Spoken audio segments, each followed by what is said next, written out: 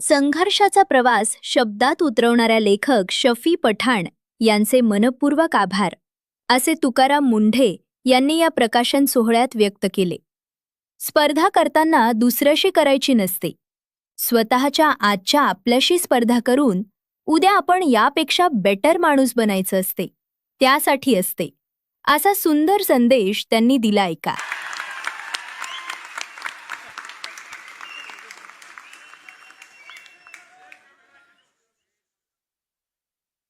खरं तर मी आज व्यासपीठावर बसण्यासाठी किंवा बोलण्यासाठी आलो नव्हतो.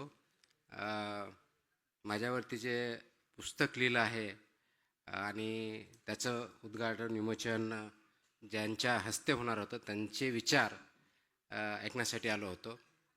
परंतु आपल्या हात अग्राखातर फक्त बोलताय म्हणून मला बोलता येणार नाही आहे, कारण हा क्षण माझ्यासाठी अत्यंत मोठा आहे.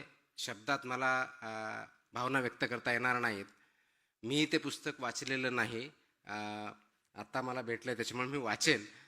परंतु ज्या काही गोष्टी याच्यामध्ये लिहिलेल्या आहेत त्या फॅक्ट्सशी पूर्णपणे आहेत असं दिसतं आहे. मला पूर्ण पुस्तक वाचल्यानंतर त्याच्यामध्ये काय लिहिलं आहे हे कळेल. तथापि आपण सर्वजण इथं या कार्यक्रमासाठी आलात ते मनापासून मी आणि मुंडे कुटुंब यांच्या वतीनं आपले धन्यवाद मानतो. आपलं जे प्रेम आहे हे असंच चालू राहू द्या. माझ्या परीनं, आमच्या कुटुंबाच्या परीनं जेवढे प्रयत्न मला ह्या लोकसेवेसाठी करता येतील तेवढे मी करत राहील. माझं फक्त 2 वाक्य आहेत की स्पर्धा परीक्षेमध्ये यश किंवा अपयश हे अंतिम नाही आहे. स्पर्धा परीक्षा किंवा पद हे फक्त माध्यम आहे आणि स्पर्धा परीक्षेची जो तयारी करतो तो कधीच फेल होत नाही, कधीच फेल होत नाही. त्याचं कारण असं आहे, स्पर्धा करताना ती दुसऱ्याशी करायची नसते, स्वतःच्या आजची स्पर्धा करून उद्या आपल्यापेक्षा बेटर माणूस बनायचा असं त्यासाठी असते. त्याच्यामुळे आपण त्याच्यातून शिकून एक चांगला माणूस, एक चांगला समाजातला घटक आणि स्वतः कुटुंबाप्रती आणि समाजाप्रती असलेली भावना व्यक्त करण्यासाठी आपण बेटर जर झालं तर समाज उच्च लेवलला जायला जास्त वेळ लागणार नाही. त्यासाठी आपण सर्वांनी प्रयत्न करावेत.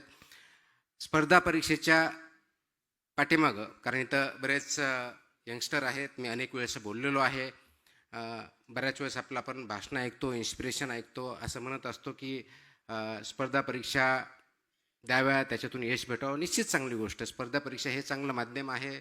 पब्लिक सर्व्हिस किंवा सिव्हिल सर्व्हिस हे चांगलं माध्यम आहे, परंतु ते एकमेव किंवा द बेस्ट असं काहीही नाही आहे. आपण शिक्षक असाल, आपण शेतकरी असाल, आपण उद्योजक असाल, आपण एंटरटेनर किंवा अभिनेता असाल, राजकारणी असाल, कोणत्याही क्षेत्रामध्ये जा, फक्त बेस्ट पॉसिबल काम करा. आणि ज्यावेळेस मी बेस्ट पॉसिबल म्हणतो त्यावेळेस सर्वात महत्त्वाचा माझ्या दृष्टिकोनातून जर कोणता भाग असेल तर तो नैतिक या दृष्टिकोनातून उत्तम राहा. कारण नैतिकता आपल्या वागण्यात आचरणात नसेल तर आपण आतून खोकला असतो, तो आतून खोकला होऊ नका.